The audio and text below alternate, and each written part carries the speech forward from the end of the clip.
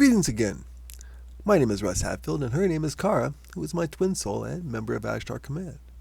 We'd like to present our latest lesson on the spacecraft and the pilots of the base. In this one, Tia is channeling through Mark Crocker about an exciting dogfight that recently took place. We called this lesson Outnumbered Engagement Debriefing. Tia briefs us on a combat report between pilots on the base up against a force that heavily outnumbered them. She also reveals that the Blue Guys and Ashtar Command are separate entities working together. She finishes by explaining the concept of a natural pilot. You can follow our online transcript at the link below of our homepage, centerforascension.org. Please subscribe if you want at the end of this lesson to be alerted of future challenge sessions, editorials from Kara and myself, and lessons from the Center for Ascension. And now, Outnumbered Engagement Debriefing. Any news for the web page for this week? From me, well, we can't include the dogfight, unfortunately, the big one. Why not? Why? Wasn't planning on putting on talking. Told me about it. No. You want the official report from the dogfight? Yeah. Okay, I can have that in. Thank you. No, just the report. Yeah, thank you. Glasses too, thank you. Okay. At 0302, patrol, Alpha Zeta. Funny coincidence. On patrol over Kazakhstan, spotted a flight of 8. Flight Alpha Zeta moved in to investigate. The flight attacked, but was chased off.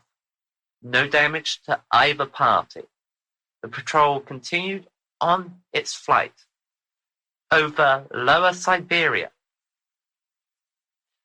A force of 36 craft approached a flight of 3 from Flight Alpha Zeta. Flight Alpha Zeta requested backup in a tone of voice that denoted concern. A dogfight ensued. 2 flights were scrambled and sent to the situation. At this point, the lead craft from Flight Alpha Zeta was damaged and put in a situation where it no longer had the firing capability. It withdrew from the battle. As it withdrew, it requested another flight to be sent. A flight was sent. In the ensuing melee, 13 aircraft were destroyed of the hostile force. Backup for Flight Alpha, Zeta, and the other flights that had shown up on the scene occurred. 3 more flights were sent in, giving a total of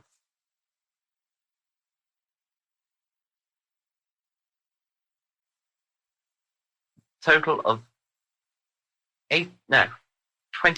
craft being involved in the dogfight. Of these, 5 were damaged, all repairable. 1 was destroyed. Fortunately, the pilot ejected over an area of Middle Siberia, near an area of Tunguska. Very strange and coincidental. 1 pilot was injured due to exuberant celebration before being extracted from the cockpit of the craft. All aircraft are now fully operational, and a replacement aircraft, or 2 replacement aircraft, have arrived on the base with a new pilot. End of report. Toll could have given a much better report. It would go something along the lines of, well, we were watching R6 and I came up on the inside and we came in above the aircraft as it pulled a negative inside loop. I am going to assume that we're not going to add the part about the pilot having slight mistake. Yeah, yeah. No. Just get bugged. It's been investigated. It has not been investigated by Ashtar Command. It has been investigated because it did not involve an Ashtar personnel. The pilot wasn't part of Ashtar. No, They're not. None of them are. Not independent contractors. Yeah, basically. I mean, how can you not say that they work for Ashtar Command because they take direct orders from? No, it's a mutual thing. They do things for us and we do things for them. Well, Ashtar Command suggests something. Yes. Mm-hmm. However, if he is found guilty, Russ, that's it for him. If he is found guilty of negligence, right, they all know that their flying days are over. Basically, it's a death sentence for them. I don't doubt that. Because they were originally genetically engineered for one purpose and one purpose only, to fly. And now it is so ingrained into them. You take Toll's little one, right? He's already beat up in a few craft. Yeah, Toll took him to Sirius. If you remember. The skiing. In Toll's craft. He sat in between Toll's legs. It's instinctual for them. Well, he could go on training. No. Because it's a similar. So Toll's son will become a pilot. Is Yes. that what you're saying? Yes. Something that's inbred, that's Correct. fixed. It's so Not going to be ingrained. a scientist or an engineer or anything else. He will be a pilot. He is genetically bred, or they were genetically bred for that purpose. Your planet talks about natural pilots, right? There's no such thing as a natural pilot on your planet. Because your planet hasn't had flight long enough for it to become common. Right. There are people on your planet now that still remember a time where flight was unheard of, or powered flight.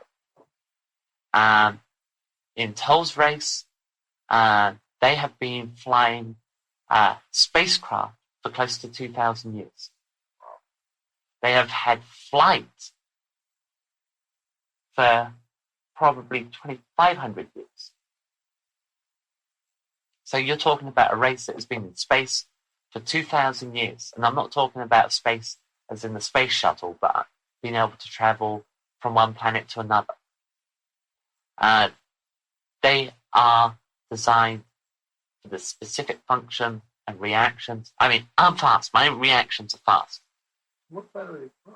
Where did you probably from? They're from a planet, but because they're genetically engineered, or were originally genetically engineered, it's something that is debatable. They have a root race. We're both wrong, Russ. It's over 15 minutes. It's not. Okay. So there is a root race, but they've been genetically altered where that is their primary function is flying spaceships. Whether it is a freighter or a combat ship or a transport ship or a huge colony ship. That is what they're designed for, is to navigate. The To blue fly. guys we're talking about. That's now, correct. Yeah, that is what they are primarily bred for. Some of them can do ground control. The older ones are ground control because they know that they no longer have the reflexes. They still have the reflexes to make a snap decision for a flight of aircraft. No, the big colony ships. Uh-huh. Where do they fly to? Well, they normally fly backwards and forwards from bases and stuff. Or they take groups of individuals from one place to another. For example, if you have a particularly dangerous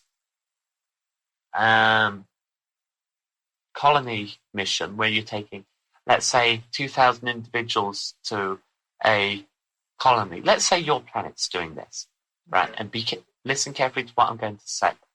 Your planet is colonizing, let's say, a planet orbiting Alpha Centauri, right? Okay. Let's say you have to navigate through some very nasty asteroids, right? An asteroid field to get there. Now, this gentleman takes an entrance exam, enters the academy, becomes an incredible pilot, and ends up actually being the pilot in charge of that flight. Now, unfortunately, during the flight, he can't get to his favorite drink, and his skin turns blue. That's what some of them do. Mm-hmm. That's what some of them actually do, is work in the third dimension. Because there isn't really enough of a living up here for them to make. You see, they once were, or their root race was a third dimensional race. They're sixth dimensional now because they are linked to their ships. Their ships are almost constant. Like an Air Force or something down there? There's none on your planet. I'm taking that as a hypothetical situation. I'm not going to say Chuck Yeager happens to have blue skin underneath that. Or Pappy Boynton.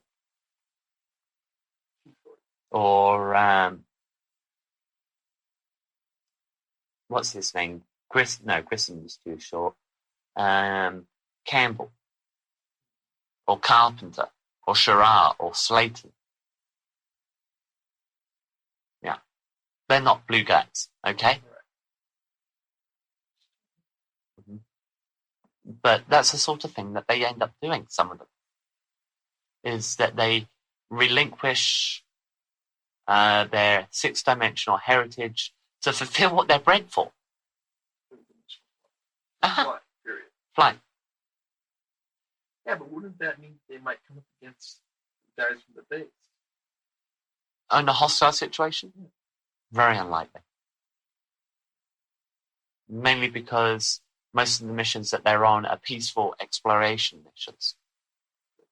Occasionally they will bump into their colleagues from the base or from bases, right? Like they go to work with Williams or something.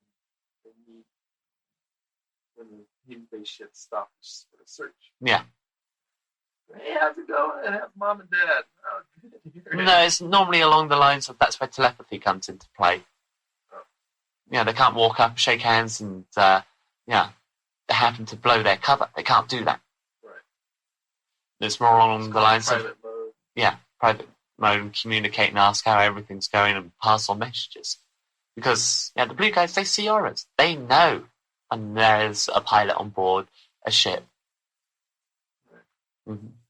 Now, if the pilot is injured, they will come on board and set up a situation where it appears he gets killed. A fight breaks out. And then they'll take him home and get him fixed up. Change his face and send him back to the place. Or he can stay in the sixth dimension. I think Toll's done a tour like that. Really? Mm-hmm. I think. I'm only assuming. I'm guessing, all right? Yeah, right. Yeah. Mm-hmm. Yeah. So, I mean, when you talk about natural pilots on your planet, no, there is no such thing. Not yet. Not yet. You've got a We've couple got more. to evolve more. You've got to have a heritage of, in one family, let's take 200 years, where they've continuously, the father and mother, it's got to be father and mother, all the way back to great whatever grandmother it is and grandfather, have to be pilots. Interesting. They have to have piloting skill. For example, let us say your mother, right, take her back in time. Amelia Earhart. Yeah, right, and she married, My grandmother. yeah, your grandmother was Amelia Earhart, who married, let's say, Chuck Yeager. Charles Bell. Albert Bell. Albert Bellis. Okay. And their son happens to be Chuck Yeager and somebody else. The one who just qualified the F-16. Yeah. And so on, all the way down, right? You've got 10 generations, right, of pilots. The 11th generation is not a natural pilot, but there is that possibility that it might be. The 12th, there's more of a chance of being a natural pilot, but not totally. The 13th, again, the same thing. The 14th, the same again. The 15th, more likely, but not definitely, an accident.